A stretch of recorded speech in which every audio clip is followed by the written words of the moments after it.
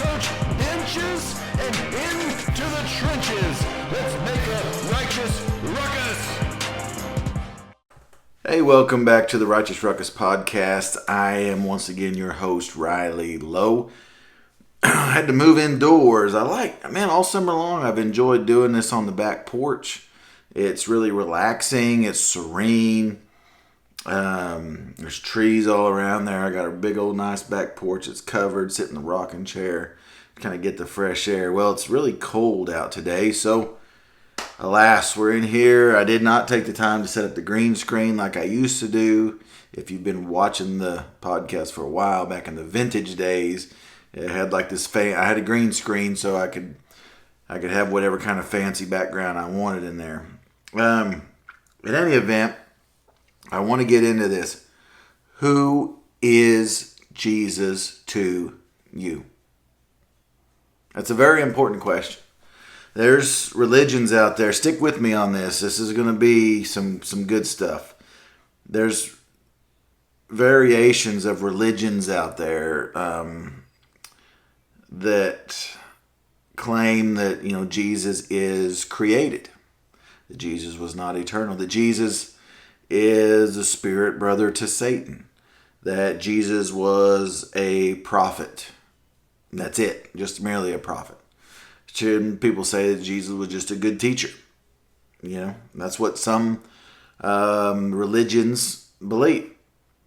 I believe that Jesus was and is the Messiah. He was born of a virgin, lived a sinless life, died taking on our sin, my sin debt. He was tortured, crucified, died, buried on the third day, rose again, and then made himself visible to hundreds, if not thousands, of witnesses over the next 40 or so days until he ascended and is at the right hand of the Father. Currently, he's making intercession for me whenever I sin. You, if you're a Christian, whenever you sin, he's making intercession to the Father. Well, that brings me to some Bible verses. We're going to cover two sections. Both of them are in Matthew today. Both of them are in Matthew, which is coincidentally one of my favorite books of the Bible. We're going to start here. I'm going to go this direction. We're going to start in Matthew 26, Matthew chapter 26, verse 14. That's where we're going to stop. We're going to go down to verse 25, but we're going to start at verse 14. So, we're going to start in 17. My bad. Matthew 26, verse 17. Now you're getting ready to celebrate the Passover, getting ready to implement that Last Supper. Okay? So Jesus is there with the 12.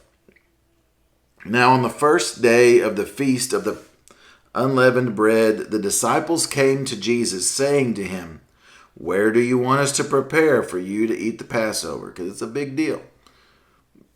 And he said, "Go into the city to a certain man and say to him, 'The teacher says, my time is at hand. I will keep the Passover at your house with my disciples.' So the disciples did as Jesus had directed them, and they prepared the Passover." Now listen to this. This is verse 20. "When evening had come, he sat down with the 12. Now as they were eating, he said, 'Assuredly, I say to you, one of you will betray me.'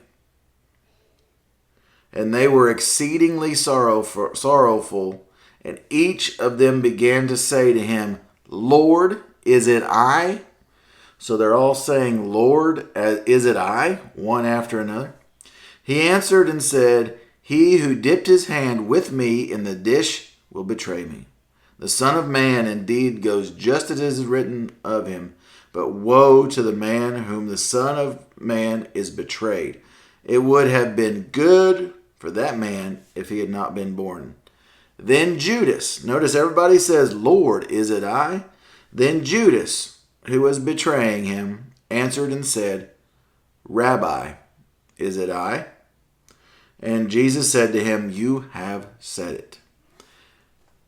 Every other disciple says, Lord, is it I?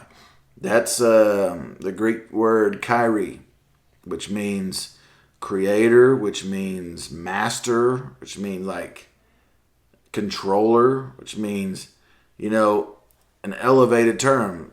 Lord. Lord, is it I? Judas says, Rabbi, is it I? Judas says, Pastor. It'd be like me saying, Pastor, is it I? When I'm talking to Jesus. Jesus is way above a pastor. But yet, if I was to address him as pastor. So, Judas is saying, Rabbi, is it I? In other words, teacher, is it I? He did not recognize the lordship of Christ. Jesus Christ was not the Lord of Judas's life.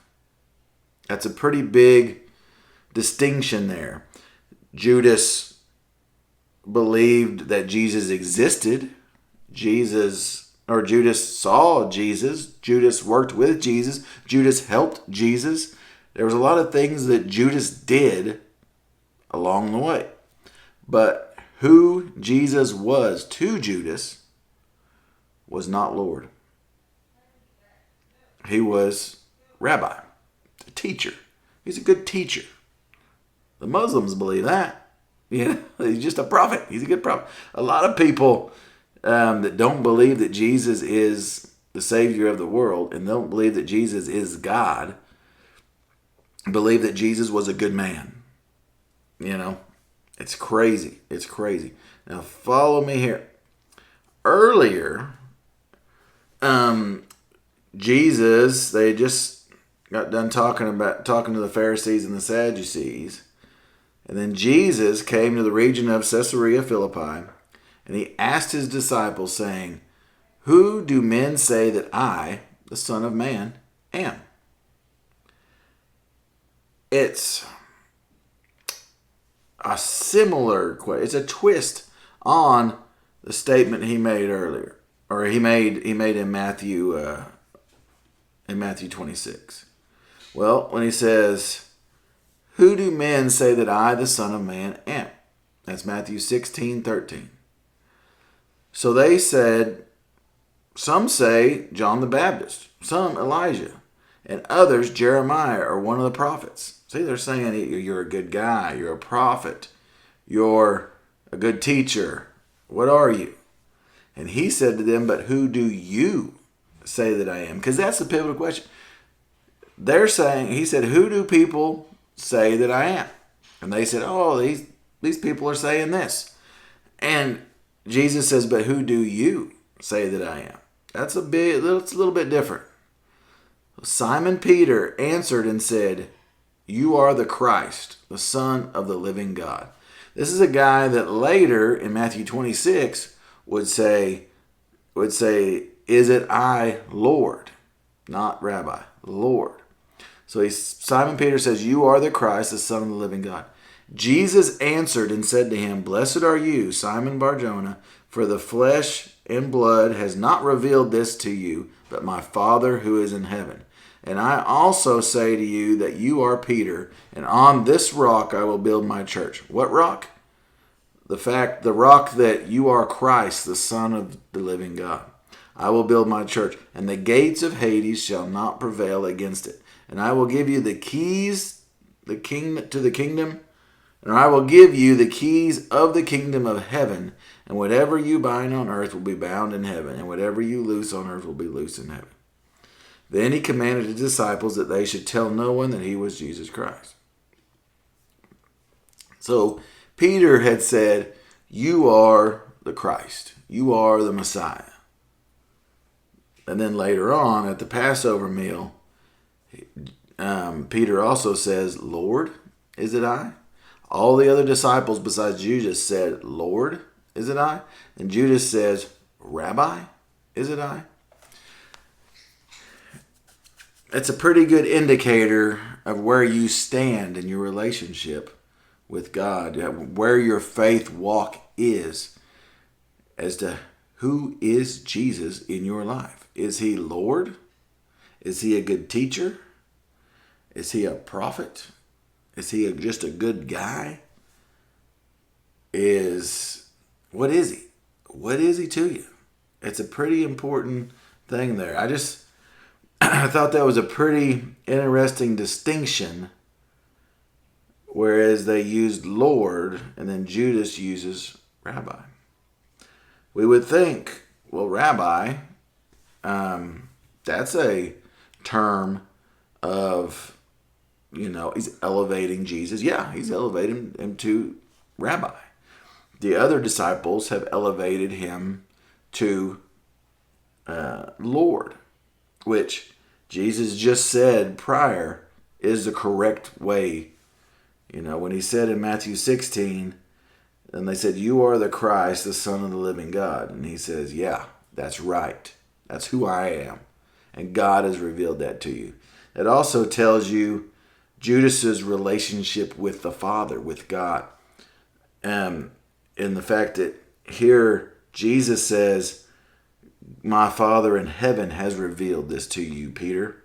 Well, if Judas is saying Rabbi is an I, then maybe God has not revealed that. Maybe Judas has a distant relationship, if any relationship, with God the Father. Perhaps he's just going through the rituals. He obviously, I think, this is a discussion for another day, I think Judas thought that Jesus was the answer to this Roman occupation. Judas thought that Jesus is going to be the guy. I've seen he can heal people, he can bring people back from the dead, he can do all sorts of cool stuff. There's no way, if we can build an army around this guy can just sit back and be healing everybody. There's no way that we can't defeat Rome. That's where he was putting all his eggs, was in that basket. And then when Jesus says, "I'm going to go and be crucified and die," is when Judas says, I'm out.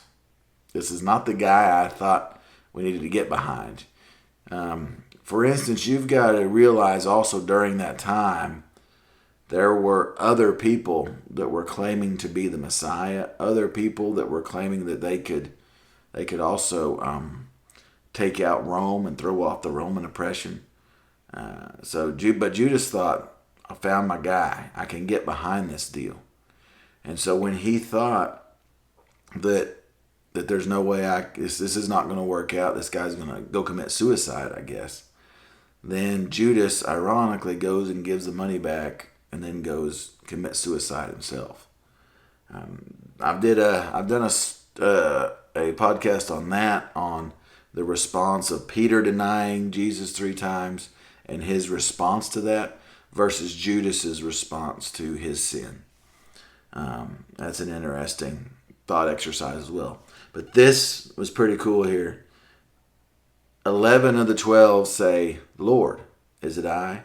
And one, the betrayer, says, "Rabbi, is it I?" Something really cool to think about, and I want you to think about that too. It's something for me to reflect on. When I do these, when I go through this stuff and I bring up these topics and I do these podcasts, a lot of this is convicting for me as well, convicting for myself as well. Most all of it is.